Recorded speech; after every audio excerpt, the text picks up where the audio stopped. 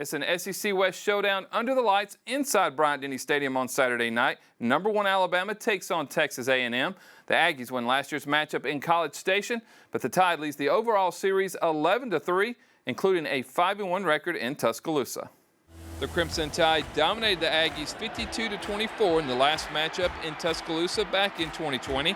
Coach Saban is 8-2 all-time against the Aggies, with all 10 of those matchups as head coach of the Crimson Tide.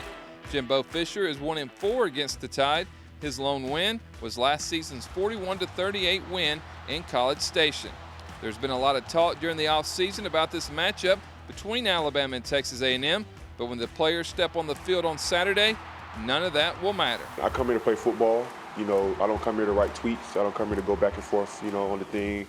People may try to, make it a big thing, but at the end of the day, I have a scholarship to play football. Coach Saban brought me here to play football. He brought us all here to play football, and that's our job to go out there and make sure that we're being our best versions of ourselves on the field and make sure that we're playing up to the Alabama standard.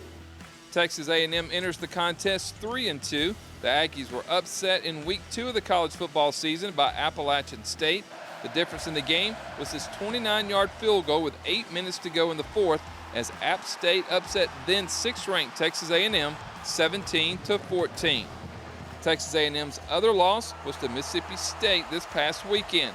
The Bulldogs jumped out to a 21-3 lead on their way to a 42-24 victory over the Aggies. Texas A&M is last in the SEC in total offense and scoring, averaging 21 points per game. Haynes King began the season as the Aggies starting quarterback, but Max Johnson took over after the loss to Appalachian State. However, Johnson suffered an injury to his throwing hand and the Aggies lost to Mississippi State last week, allowing King to finish out the game. Just like the Tide, who the starting quarterback will be on Saturday for the Aggies, is still up in the air. Despite their offensive struggles, one bright spot for Texas A&M has been the play of Devon Achane. The junior running back leads the SEC and is 3rd in the nation in all-purpose yards with 166 per game.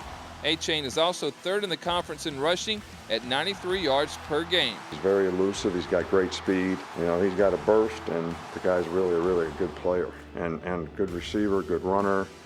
He's good all-around player. Achane may lead the SEC in all-purpose yards, but he will be facing the top defense in the Southeastern Conference. Alabama leads the SEC in pass and rush defense, allowing just 2 1/3 yards per rushing attempt. The Texas A&M defense has forced 5 fumbles on the year and is 6th in the SEC in scoring defense, allowing just 17.8 points per game. The Aggies have a veteran secondary with 5 players having double-digit career starts, but their Achilles heel has been their run defense.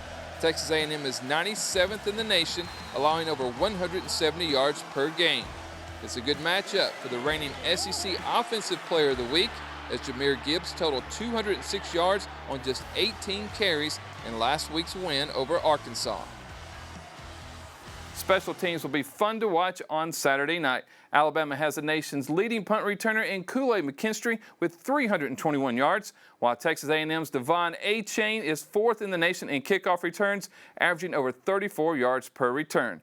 Kickoff between the number 1 ranked Crimson Tide and Aggies will be at 7 o'clock. You can watch the game live on CBS. Reporting from the Crimson Tide Production Studio inside Bryant-Denny Stadium, I'm Christopher England with Tide TV.